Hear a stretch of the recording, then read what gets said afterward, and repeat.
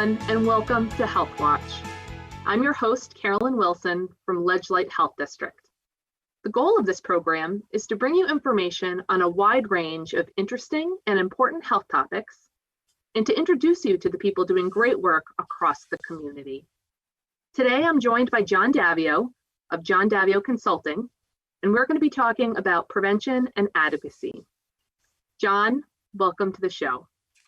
Thanks, Carolyn. It's great to be here. So as we start our conversation today, I'm going to tell our audience that I have known you for many years, probably about 10 years, and I'm really excited to have you on the show today.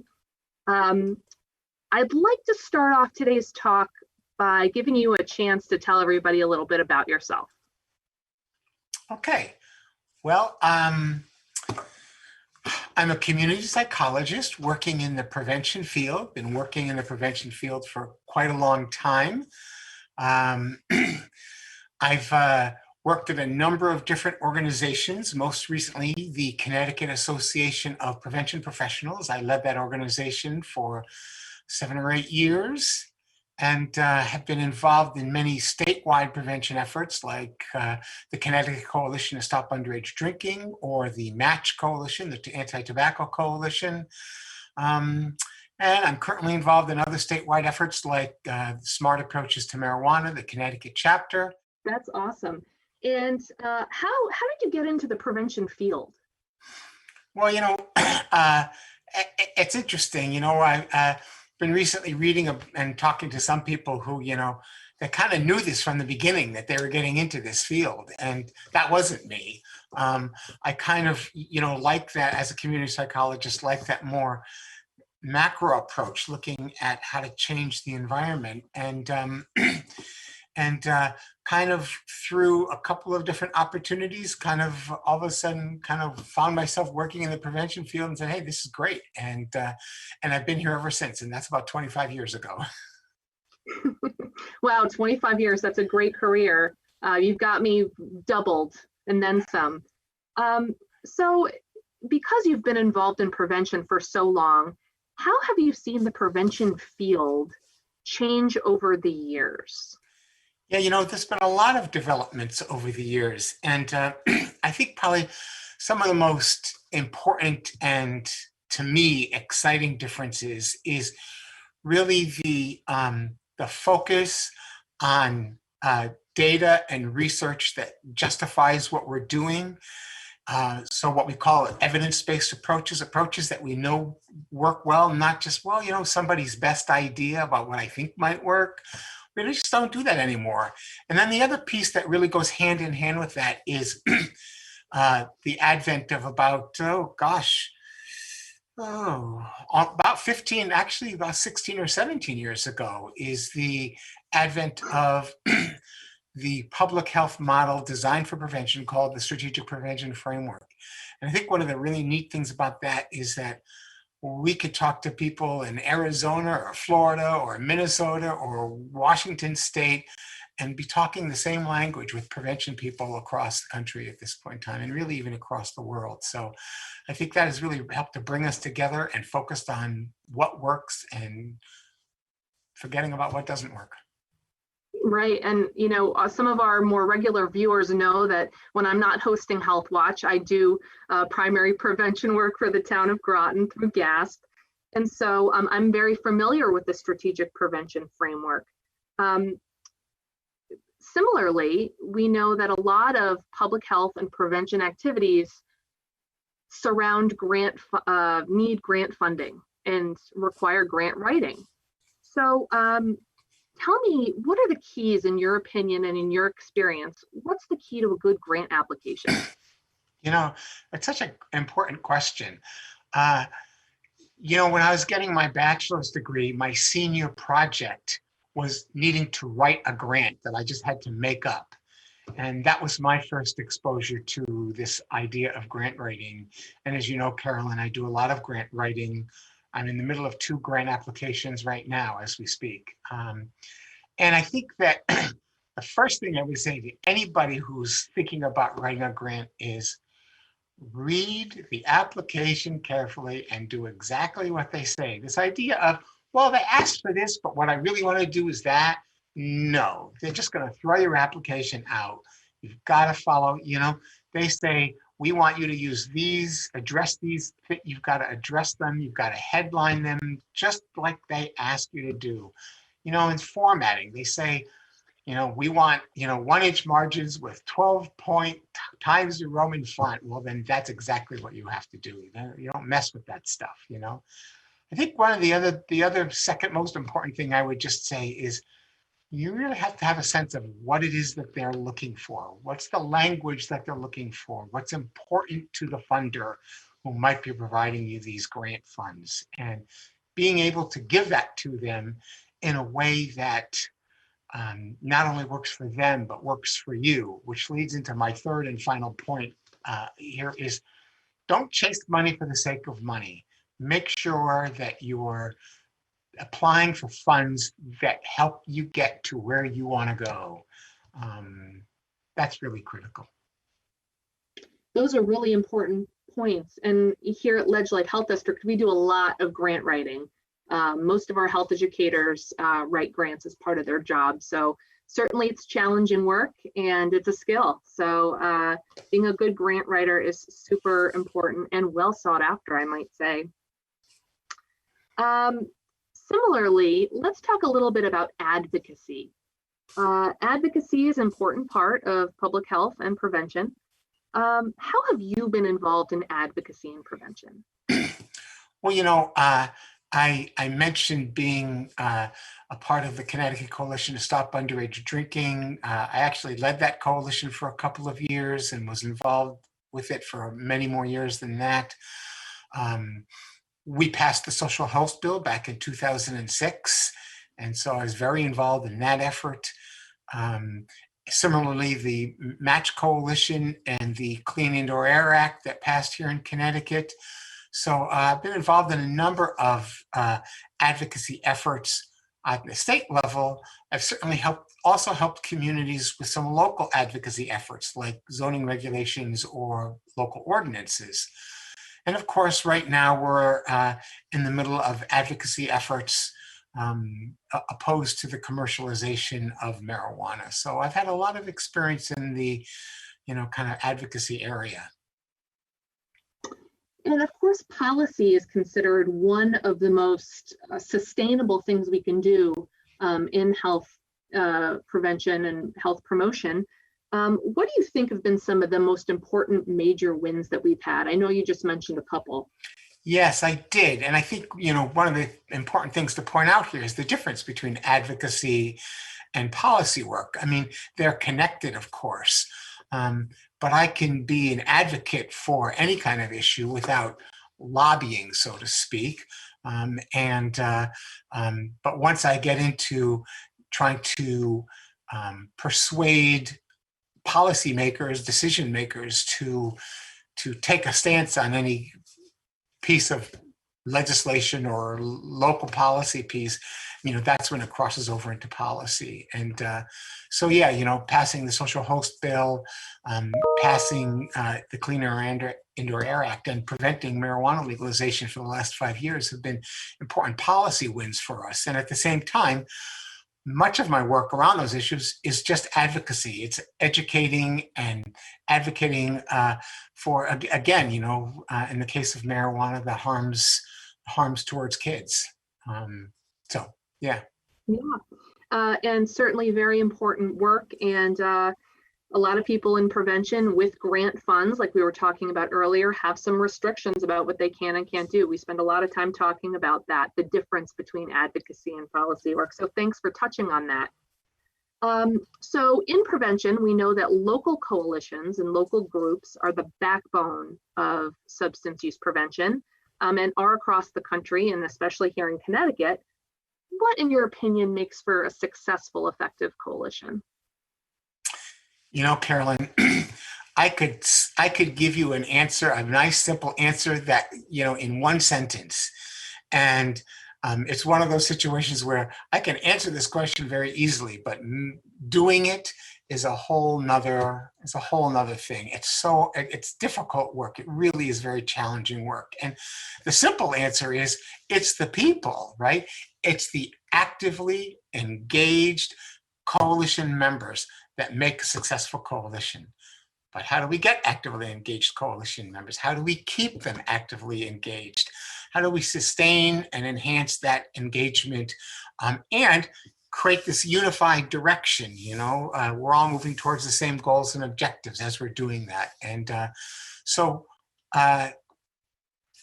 while in essence, it's the people, and of course, it's the focus on evidence-based strategies. It's using our public health model, the strategic prevention framework. It's all of those pieces, but really, it's about the people.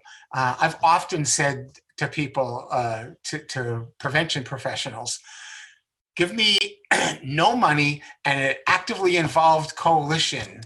I'll take that any day over all the money in the world and no coalition and no active coalition members. So. You can get much easier to get money if you've got the active coalition members than the other way around. Yeah, that's a really good point. That's super important. People matter. And what's the saying? Never doubt the power of a small group of people. Yeah. They're the only ones who have ever gotten anything done. Yes. Something to that effect. Yes. Well, it's true, and you get a small group of committed people who are going to work towards something and they can make a difference. And we've seen that time and again. Right. All right. Well, I think it's time for us to take a quick break, and we'll be right back with more Healthwatch.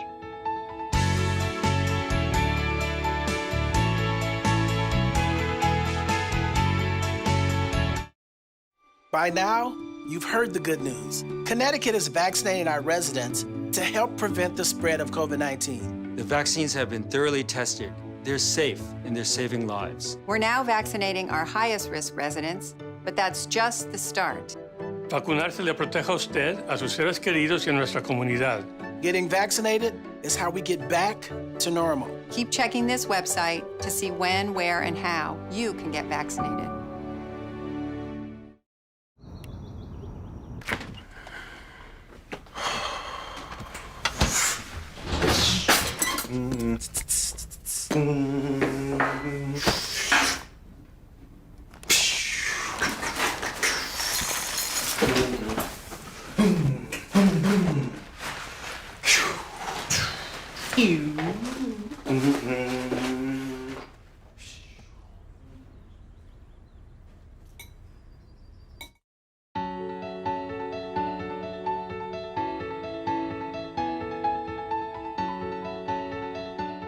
Welcome back to Healthwatch. I'm your host, Carolyn Wilson, and today we are joined by John Daviau, and we're talking about prevention and advocacy. Welcome back. John, before the break, we were talking a little bit about community coalitions and what makes an effective coalition. I want to talk a little bit more about substance use prevention.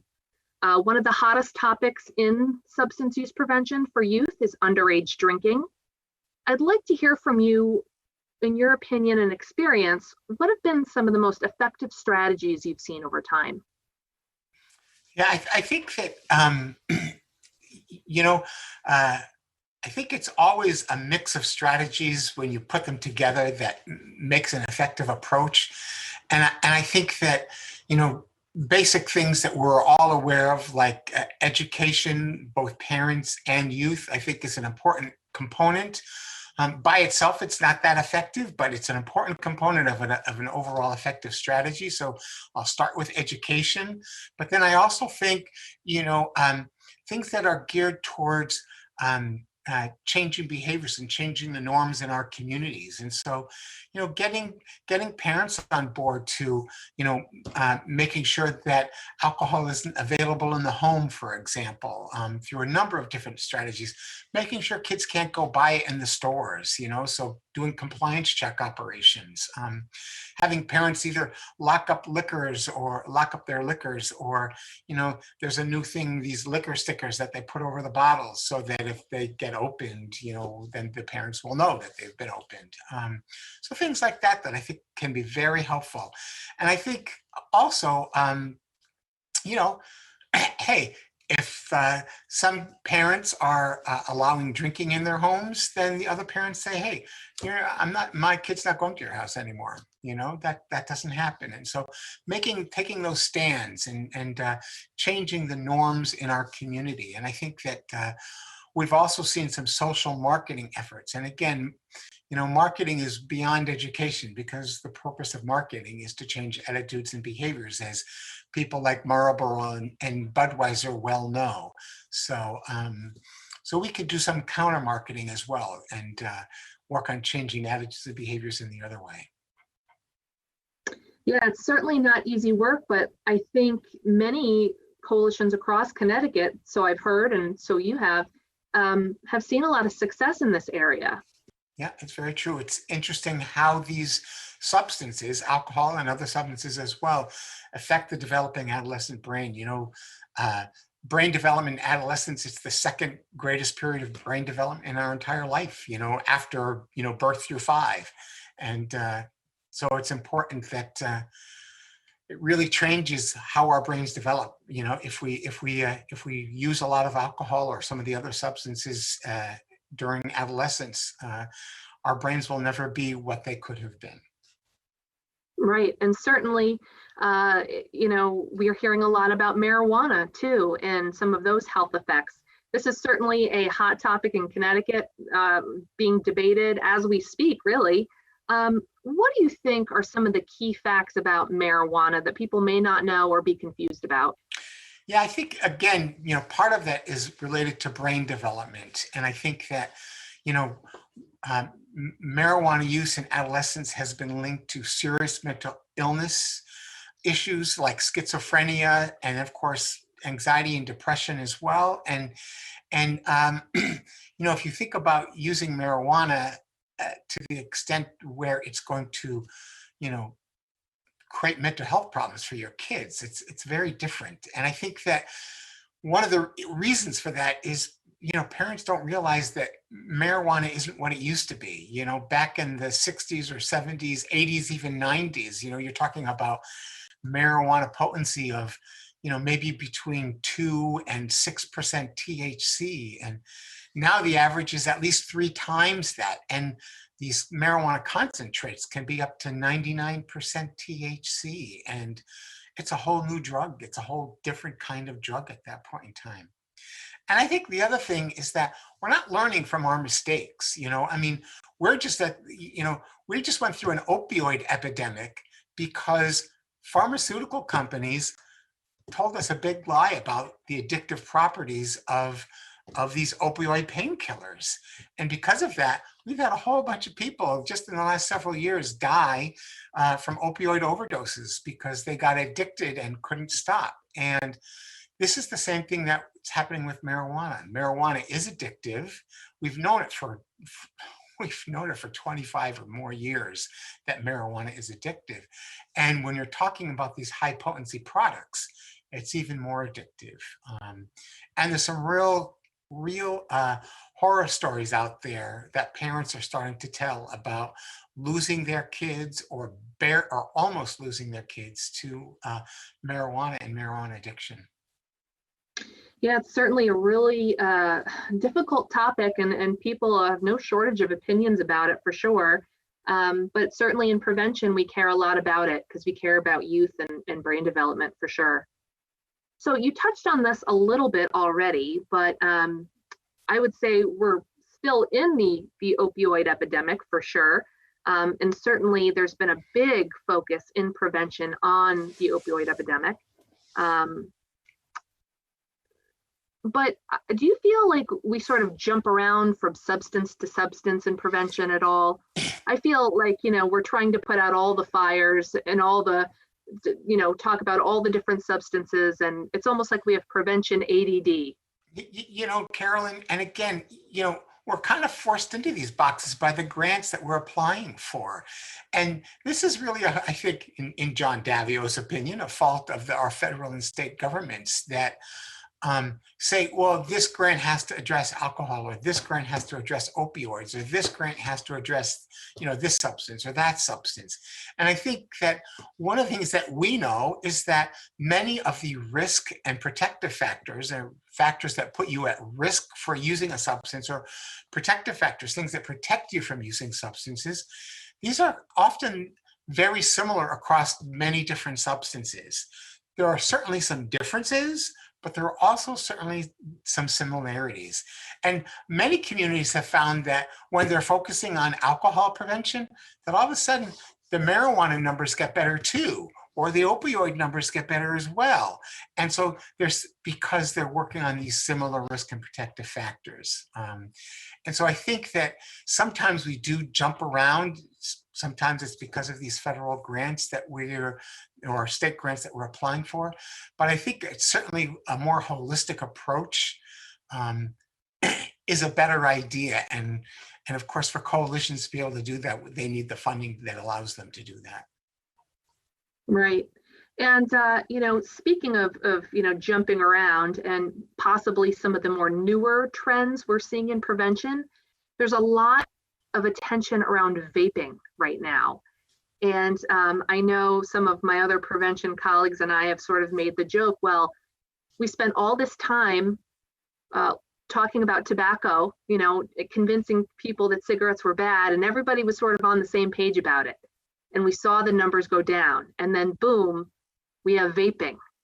Do you think we sort of stopped talking about tobacco for a while? Do you think that has anything to do with the we certainly did stop talking about it. One of the neat things about the vaping crisis is that we're already starting to see those numbers turn around. And one of the reasons for that is that everybody knows that nicotine is bad. And we exposed the big lie about vaping pretty quickly, because at first, well, it's just water vapor, that's all, right? And of course, it's not just water vapor. And those flavors have carcinogens in them.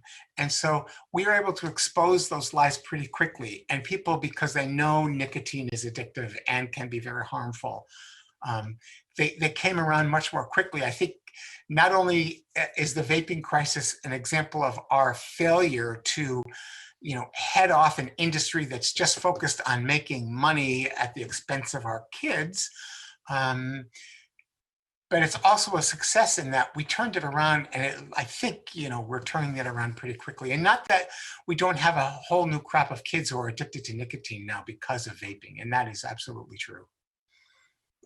Right. It's been one of those interesting topics for sure. And, we try to talk a little bit about everything at GASP. So, I'm working on a little bit of all of what we've been talking about. So let's pivot for a second. Part of your career has been in helping prevention professionals grow. Let's talk about the workforce in Connecticut. How would you describe the workforce in Connecticut right now for prevention? I'm so glad you asked that question, Carolyn, because the prevention workforce today is literally light years ahead of where when I first got into this field, really 25 or 30 years ago.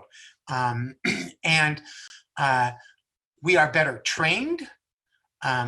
We're focused on evidence-based strategies. We're using this public health approach called the Strategic Prevention Framework. All of these things that make our work so much more effective. And the workforce, again, better trained in these models and these strategies in order to be able to implement them successfully.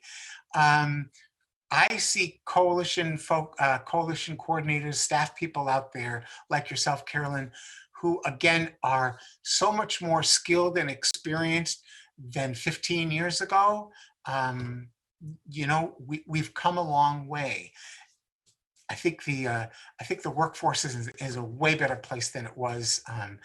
I'm really excited about the skills that I see in our workforce today. That's great. Yes. And, I certainly have been the beneficiary of some of your trainings. Do you have any favorite trainings that you've done in the past? What are some of your favorite things to train on when you're in that role? Oh, gosh. One of my favorite trainings, of course, is engineering community change, because that's the community psychologist in me, and I've done that training a few times. And I like this idea, we can change how things work in our community, and we've proven that over time. So that's one of my favorites. Excellent, excellent. So before we go, tell me, you've done so many things and worked in so many different settings in prevention. What has been the most rewarding aspect of your career so far? I would probably have to say it's the workforce development issue.